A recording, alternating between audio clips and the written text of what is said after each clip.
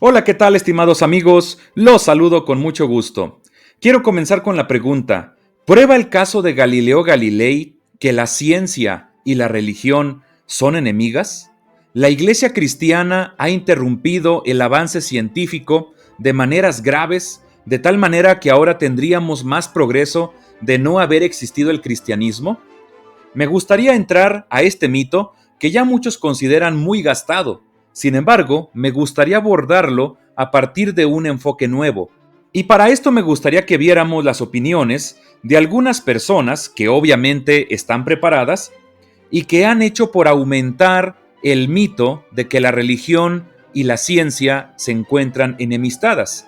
Me gustaría mencionar a un divulgador que se llama David Mills, que escribió un libro llamado Atheist Universe, el universo ateo, y él menciona lo siguiente: la Iglesia cristiana luchó amargamente a través de su historia, y aún lo hace, para impedir el progreso científico. Recuerden que Galileo casi era ejecutado por la Iglesia por construir su telescopio y descubrir las lunas de Júpiter. Si lo pones en esos términos, claro que suena muy grave. Ahora analicemos el pensamiento de un famoso youtuber llamado Javier Santaolalla, que tiene un canal que se llama Date un Blog, con millones de seguidores. Y él, una de las conclusiones a la que llega es que Galileo Galilei fue un mártir de la ciencia. ¿A qué nos referimos cuando hablamos de un mártir? Pues a una persona que ha sufrido, pero que sobre todo ha muerto a causa de una idea que defendía.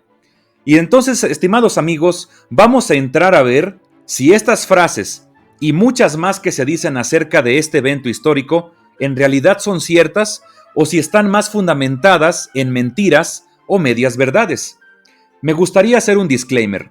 En este video no pienso narrarles la biografía de Galileo Galilei, no pienso entrar en detalles acerca de cómo fue que creció, cómo fue que enseñó en las universidades, los libros que escribió, las tesis que defendió, que refutó. Todo eso ya se encuentra ampliamente descrito en libros o en otros videos de YouTube. Para esto yo les recomiendo precisamente el blog de Javier Santaolalla, donde él saca un video respecto a la biografía de Galileo Galilei, la describe con mucha maestría, de forma muy didáctica, y aunque cae en los mitos que en este momento vamos a ver, de todas maneras recomiendo que sigan a este científico que se dedica a divulgar la física. Vamos a continuar.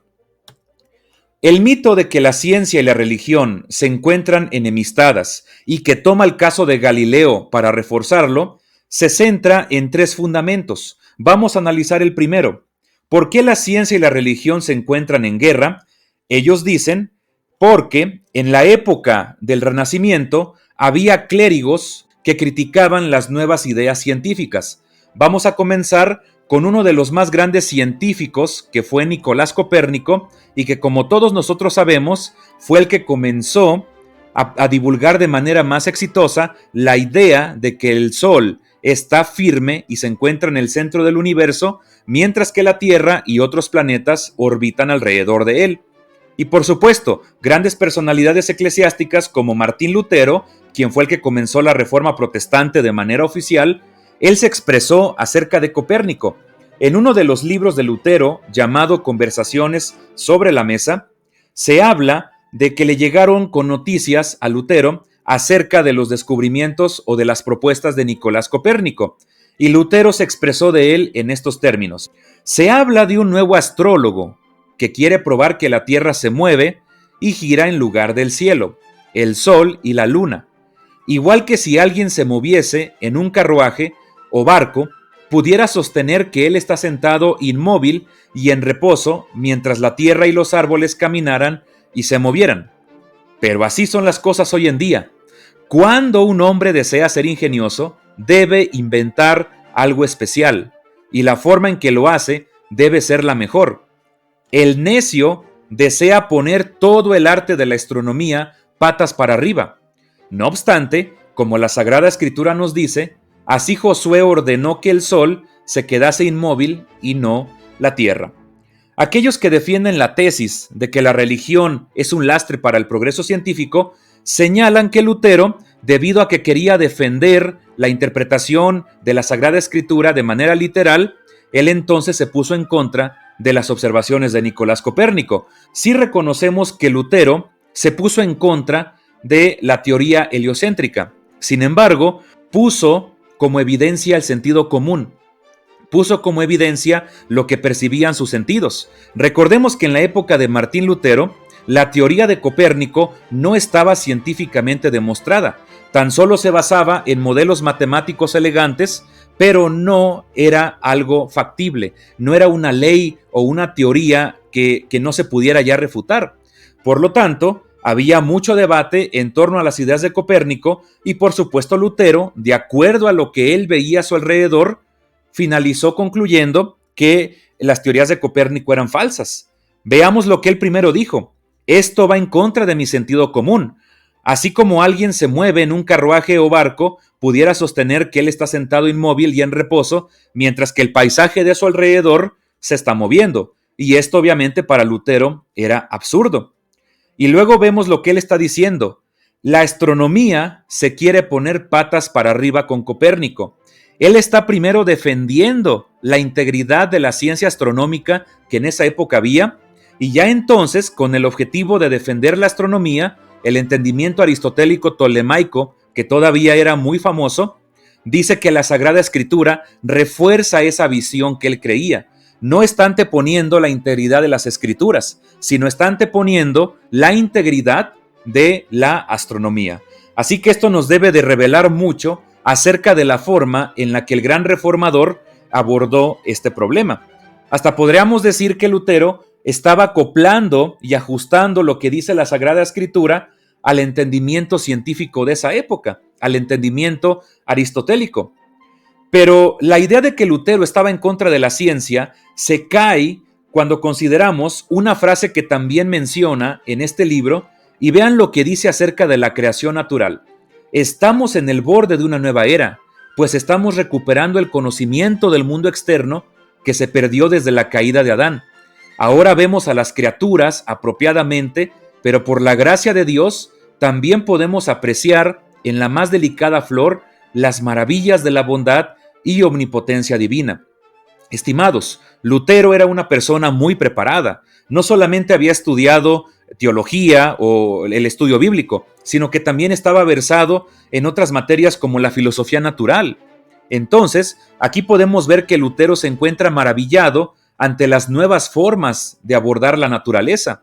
Él no estaba en contra per se de que se hiciera actividad científica, sencillamente estableció que la teoría copernicana estaba en contra del sentido común y que la Sagrada Escritura reforzaba ese sentido común.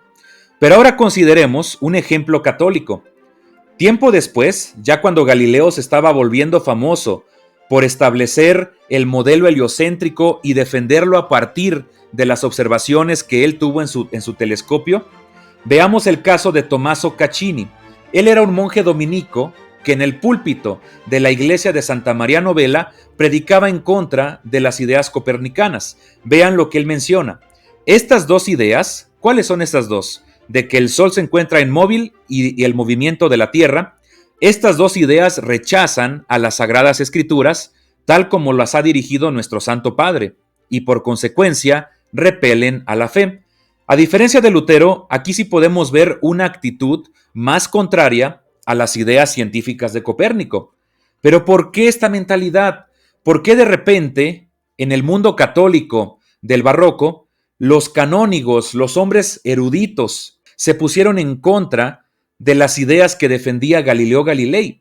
Bueno, es importante que consideremos un contexto mucho más amplio, y para esto nos va a servir que veamos el segundo fundamento que anteponen los secularistas para decir que la religión es enemiga de la ciencia, el mismo caso de Nicolás Copérnico.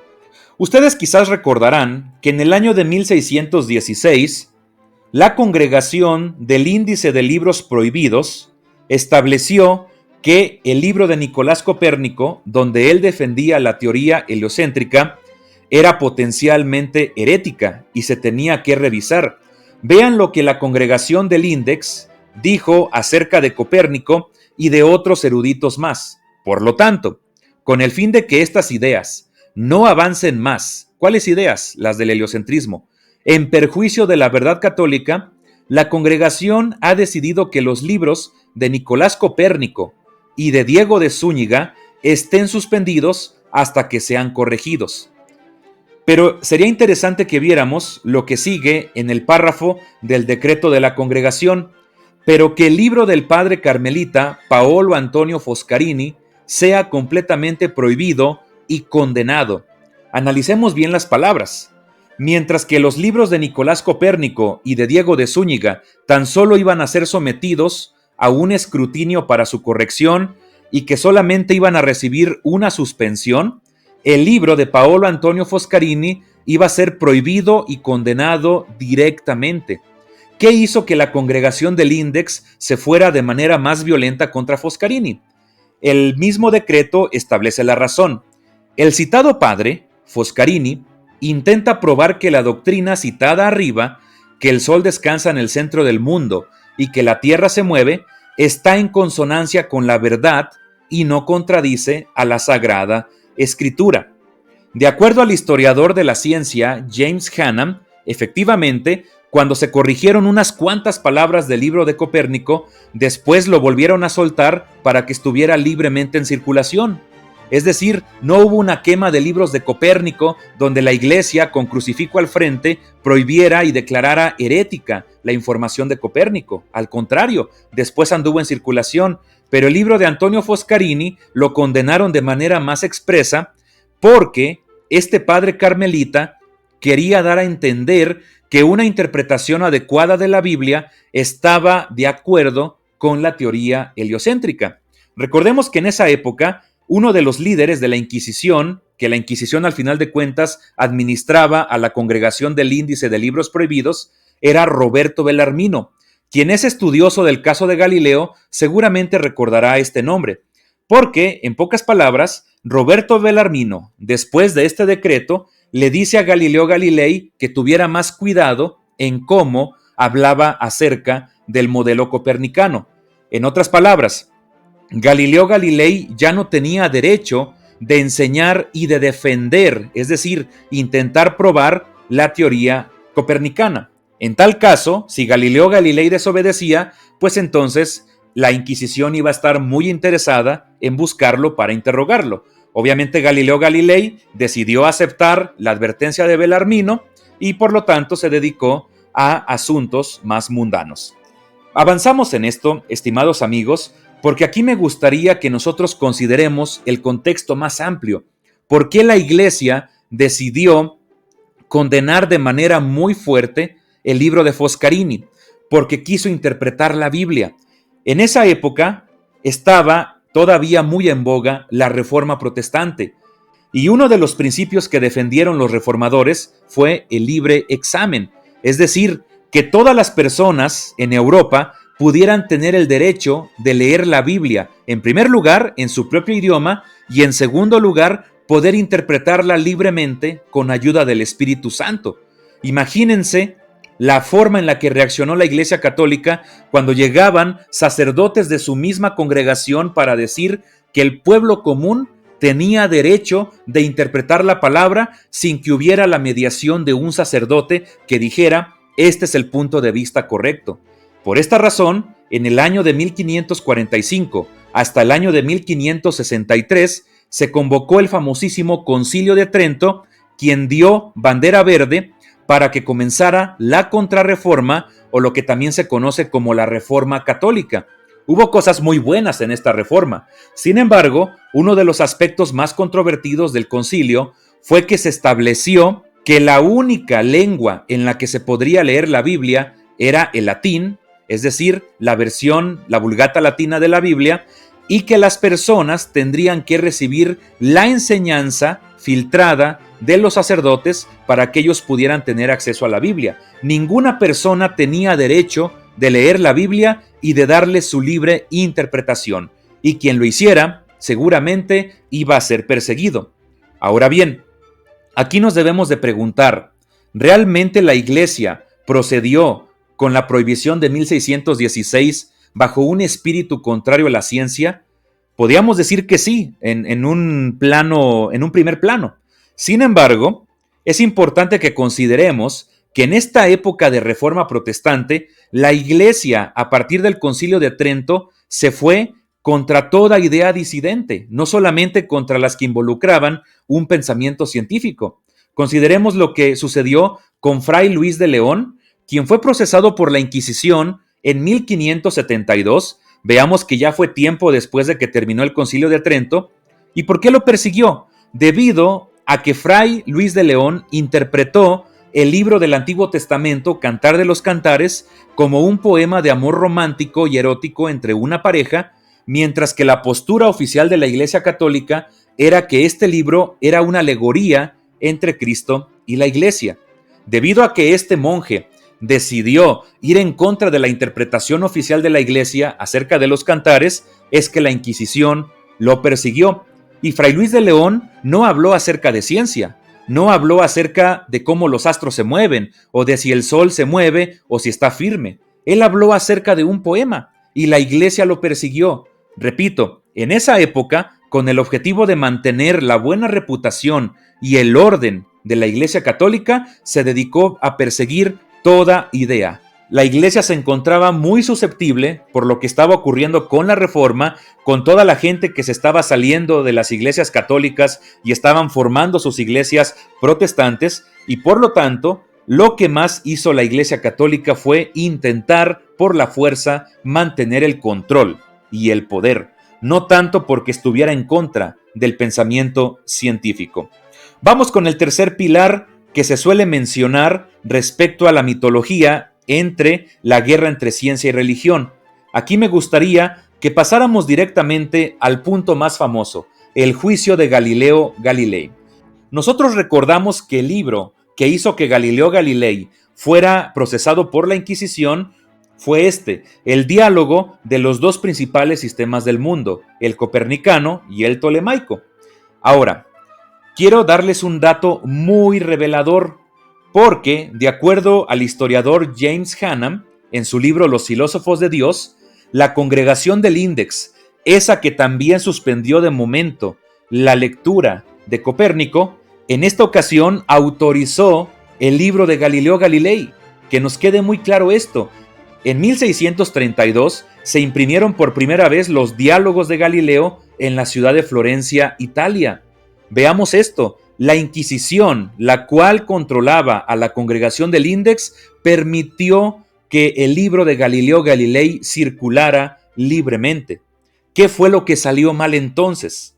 Aquí es importante que consideremos que sube al poder, al trono de la Santa Sede, el cardenal Maffeo Barberini, y él era un gran amigo de Galileo Galilei, se consideraba su admirador. De hecho, Galileo Galilei ya había escrito otros tratados antes en donde criticaba las ideas jesuitas, y cuando Maffeo Barberini leyó dichos tratados, dice James Hannam que lo hizo con mucho deleite. Uno puede imaginar a Maffeo Barberini riéndose de buena gana ante las maneras en las que Galileo Galilei humillaba el punto de vista de los jesuitas, porque Barberini no se llevaba bien con los jesuitas. Sin embargo, llega el momento en el que Galileo Galilei tiene una audiencia de 6 que tuvo en Roma, en la época en la que este papa, que después se llamó Urbano VIII, lo trató con mucha amabilidad, lo trató con mucha consideración, y dice James Hannam que se encontraban caminando en los jardines del Palacio Laterano, y entonces, mientras discutían el heliocentrismo, el papa Urbano VIII le dice a Galileo, palabras más, palabras menos, es imposible para el ser humano conocer en verdad cómo funcionan los cielos. Dios pudo haberlos creado con otras leyes. En otras palabras, no importa cuántos modelos se establezcan para poder explicar el movimiento de los cielos. Al final de cuentas, la ignorancia humana es tan grande que de igual manera no se va a poder realmente conocer cómo es que funciona el cielo. Filosóficamente esto es coherente. Sin embargo, científicamente después se probaría que no, porque Kepler, con su descubrimiento de las órbitas elípticas de los astros, llegó a demostrar científicamente que el heliocentrismo es correcto. ¿Qué hizo Galileo Galilei después de esta bonita discusión entre amigos? Decide escribir los diálogos. ¿Y qué creen, estimados amigos? Galileo Galilei no era una persona que fuera versada en el arte de la diplomacia, porque este mismo argumento que Maffeo Barberini le dijo en el Palacio Laterano, Galileo lo usó para que lo dijera un personaje en el libro de los Diálogos, pero de una manera humillante, porque puso las palabras del Papa en el personaje más tonto del libro. Entonces, Galileo Galilei, en vez de ser un gran científico en ese libro, se convirtió en un troll divulgador que traicionó a su propio amigo, el Papa que lo defendía.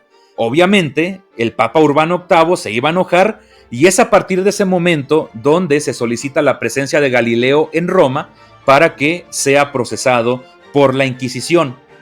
Recordemos que en este tiempo el Papa Urbano VIII se encontraba en una época en la que la autoridad de la Iglesia Católica estaba en entredicho. La Reforma Protestante crecía todavía más y muchos países se convertían al protestantismo, recibían el apoyo de sus gobiernos y la Iglesia cada vez perdía mayor poder. Así que todavía viniera un científico muy famoso a atacar las ideas del mismo Papa, muchas personas más podrían entonces echársele encima a Urbano VIII. Así que Urbano VIII tenía que tratar a su antiguo amigo de manera firme, tenía que mandarlo a enjuiciar por sus ideas científicas. Sin embargo, ¿esto hizo a Galileo un mártir de la ciencia? Por supuesto que no. ¿Por qué? Porque Galileo Galilei no murió debido a este proceso. Es más, está comprobado que ni lo encarcelaron en las mazmorras de la Inquisición, ni tampoco lo torturaron, como muchos ateos suelen decir. Al contrario, Galileo Galilei recibió las más dignas consideraciones en comida, en alojamiento, y después, cuando se le obligó a declinar su defensa del modelo heliocéntrico, Galileo Galilei recibió, sí, la cárcel a domicilio en la Toscana, pero en su propia villa, donde fuera atendido por sus sirvientes. Y aunque algunos dicen que se le prohibió recibir visitas por el resto de su vida, en realidad no, porque está comprobado que el gran poeta inglés John Milton lo fue a visitar en los últimos días de su vida. La Iglesia ni siquiera levantó un dedo por esto. Entonces volvemos a la pregunta, ¿en realidad Galileo fue un mártir de la ciencia? Por supuesto que no, porque no murió defendiendo sus ideas. Por miedo o por negociación o por lo que haya sido, Galileo abjuró de sus ideas heliocéntricas con el objetivo de salvar la vida. No fue un mártir. Un mártir fue William Tyndale, como lo podemos ver aquí en la pantalla. Él, debido a que tradujo el Nuevo Testamento al idioma inglés, fue perseguido por la corona inglesa y fue estrangulado delante de la población. Otro mártir fue Claus von Stauffenberg, quien fue coronel del ejército alemán en la Segunda Guerra Mundial y que participó en un complot para asesinar al pintor austriaco que todos conocemos y que salió mal. Al final de cuentas, las fuerzas del régimen lo fusilaron junto a otros. Otro mártir muy conocido fue el pastor Martin Luther King, quien fue asesinado mientras iba a dar un discurso en Estados Unidos y que murió defendiendo las libertades civiles de la población afroamericana. Ellos sí fueron mártires. Gracias amigos por escucharme en este momento. Hemos llegado al final de nuestra sección y en el próximo video les voy a demostrar evidencia positiva de cómo la Iglesia fue una gran promotora de las ciencias desde la Edad Media, lo cual también viene a refutar la tesis de que el cristianismo se encuentra en guerra con la ciencia y de que ha promovido un lastre a esta segunda. No olvides por favor suscribirte a Red Defensa para que te puedan llegar las notificaciones de los demás videos que vas a poder disfrutar. Muchísimas gracias.